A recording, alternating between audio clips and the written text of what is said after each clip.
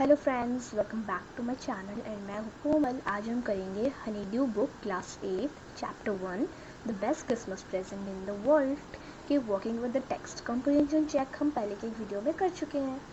Let's start with the questions.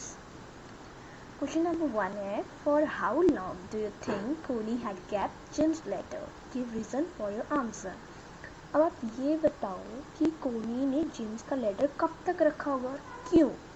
आपने जो answer दिया है ना, उसका रीज़न भी देना है, ठीक है। तो आंसर है, Connie had kept Jim's letter since January 25, 1915। The letter was dated December 26, 1914। अब कोनी ने जिम का लेटर रखा था जनवरी 25 से 1915 तक। क्यों? क्योंकि जो लेटर था उसमें डेट लिखी हुई थी दिसंबर 26, 1914। अब ये भी है, मैंने क्यों लिखा है ये भी मैं बता देती हूँ। क्योंकि हमें कोई मेन ईयर या फिर मंथ तो बताया नहीं है कि वो उसने कब तक रखा है, तो यही हम रीज़न लिख देंगे कि वो डेट इतनी थी एंड जब उसे लेटर रिसीव हुआ था एंड उसने रिसीव कब किया था, जनवरी 25 को, और लेटर कब लिखा गया था, दिसंबर 26, 1914 को। And let us start with question number 2। Why do you think the desk had been sold and when? अब आप क्या सोचते कि डेस्क कब बिका होगा, मतलब बेचा गया होगा, और क्यों? ठीक है। The desk must have been sold when Connie's house had burned. अब डेस्क पता है कब बेचा गया होगा, जब कोनी का हाउस ना बर्न्ट हो गया था, जल गया था। और क्यों? The table had been damaged by fire as well as water. जो टेबल था ना, वो डैमेज हो गया था फायर से भी, आग से भी, और वाटर मतलब पानी से भी। And third question is, why do Jim and Hans think that games or sports are good ways of resolving conflicts? Do you agree? अब आप क्यों जिम और हैंसवुल्फ ने कहा कि गेम और स्पोर्ट्स जो है वो अच्छे, मतलब बहुत अच्छा आइडिया है रिसॉल्विंग कॉन्फ्लिक्ट, झगड़ों को सुलझाने का? क्या आप इससे एग्री करते हो? देखो, डू यू एग्री का तो ये ऑप्शनल है, आप यस भी लिख सकते हो, नो भी लिख सकते हो। मेरे हिसाब से ये यस भी है एंड नो भी है। क्यों? क्योंकि हाँ, लड़ाई झगड़े अच्छी बात नहीं होती तो हम गेम्स और स्पोर्ट्स से कर दें, लेकिन ये भी बात नहीं है कि कोई अपनी ज़मीन किसी को ऐसे ही दे दे, दैट्स ऑल्सो, ठीक है। ये ऑप्शनल है एंड आप क्या सोचते हैं इसके बारे में, आप ज़रूर कमेंट्स में बताना। तो आंसर करते हैं, both Jim and Hans Wolf were soldiers but both were kind hearted. जो दोनों जो थे ना, जिम और हैंसवुल्फ सोल्जर्स थे, लेकिन वो दोनों क्या थे, काइंड हार्टेड। और they had seen the suffering of war and knew how people got hurt and lost their lifes. अब उन्होंने देख रखा था कि झगड़े लड़ाइयों में क्या क्या होता था। जैसे उन्हें ये भी पता था कि लोगों को लगती कैसी थी और उनकी जानें कैसे चली जाती थी। Children were orphaned and wives are widowed. जो बच्चे होते थे ना, वो अनाथ हो जाते थे, और वाइफ्स जो होती थी सोल्जर्स की ना, वो विधवा हो जाती थी। So they both hated war and favoured a peaceful solution to settle dispute.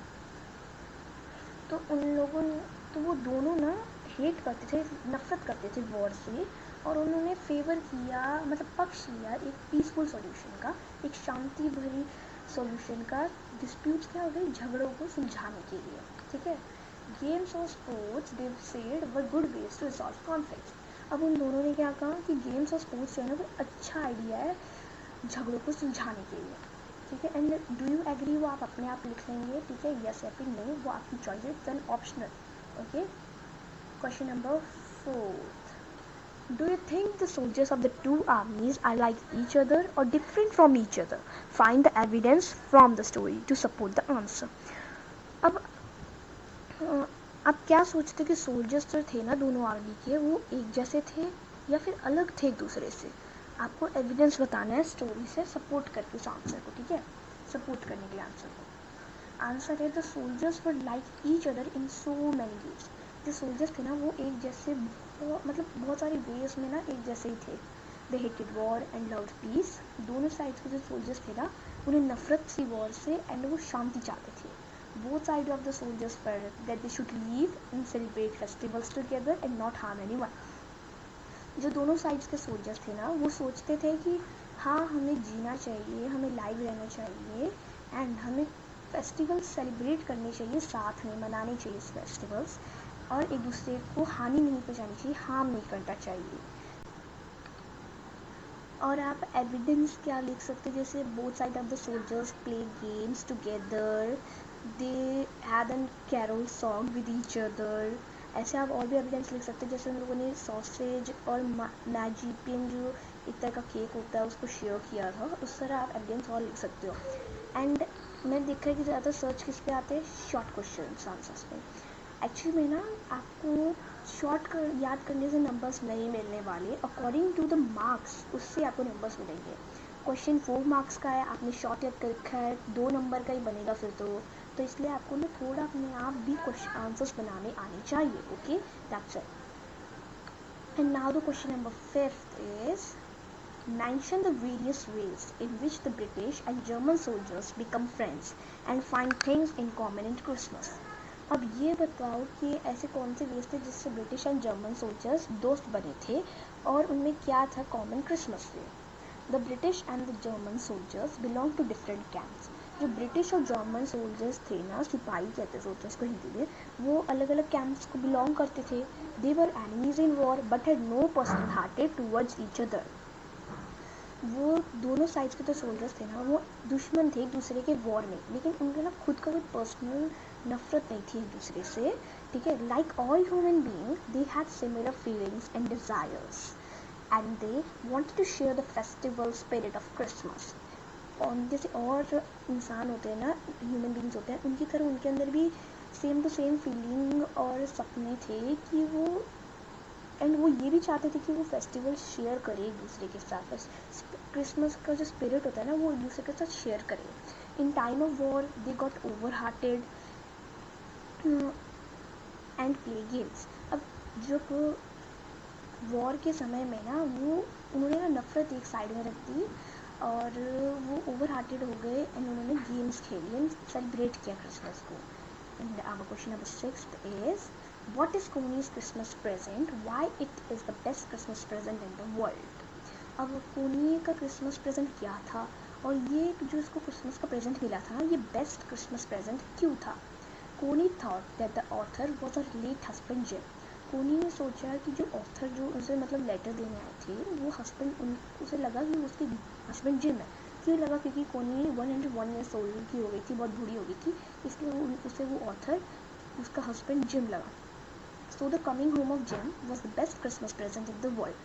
So फिर क्या हुआ कि जिम का घर आना बहुत अच्छा क्रिसमस प्रेजेंट था वर्ल्ड में, कोनी के लिए भी और वर्ल्ड में पूरा बहुत अच्छा क्रिसमस प्रेजेंट था। ठीक है, do you think the title of the story is suitable for it, can you think of other title. अब आप ये सोचते हो कि स्टोरी का जो टाइटल है कि वो सूट करता है उस पर, can you think of other title, क्या आप कोई और टाइटल भी सोच सकते हो।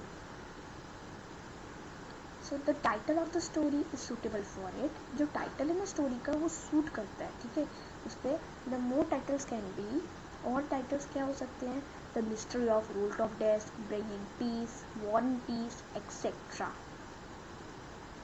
ठीक है, ये 1 2 3 और जो मैंने लिख रखे हैं ना वो भी हो सकते हैं। एंड अगर आपको कोई और भी है कि आपको लगता है कि कोई और भी टाइटल्स हो सकते हैं, तो आप अपने आप से लिख सकते हो। If you like this video, like, share, subscribe and comment. Thanks for watching.